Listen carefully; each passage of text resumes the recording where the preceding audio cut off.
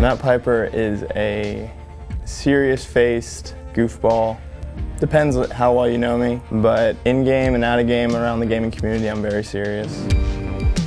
My life before video games was competitive still. You know, obviously sports as a kid, just normal kid stuff, going to the movies, hanging out with friends, stuff like that. And then once I realized video games were an option to pursue as a career, I took it very serious, and that's kind of where everything took off.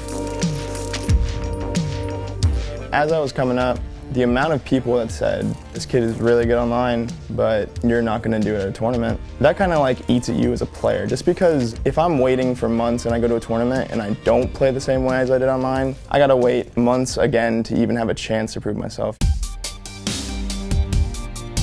OpTic Gaming starting to generate a bit of momentum. They know what is at stake here. You're finally back on top. Playing at this level, it's hours and hours and hours of doing the same thing over again. Getting on every day, playing the same maps, the same game types with the same people, but every day you're trying to find one little new thing that will help your team grow. That's the whole purpose of putting those hours in. Even if we are, doing well and winning tournaments, we want to keep, the bar, just keep going and going and going. First is what I expect, no matter what. Anything else is a failure. There's no reason why we shouldn't be winning. And if there is a tournament that we do lose, it's on us. It's not because the talent isn't there or because there's another team that's better than us. Help him out. Garmer going for the kill. FormaL up to you. 1v1 situation. It's all coming over. And it's full. Way to go. 1v1. OpTic Gaming. We will see you fudging later. Two COD champs back to back. This has been the story. For the obvious elephant in the room that we haven't won a Call of Duty championship. We think that we're the best team, which is why we've stuck together even after those disappointing finishes.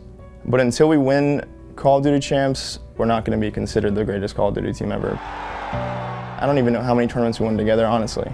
But because we haven't won those two since we've been a team, it's like those don't even count. When the big one comes and you don't win it, then what is the other tournaments, like what do those mean?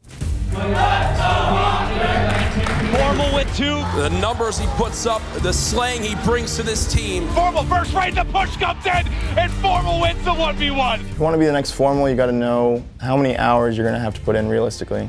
Just thousands and thousands of hours. You can't just expect to be good or go pro just because you're better than the 5 kids at your school that you play with.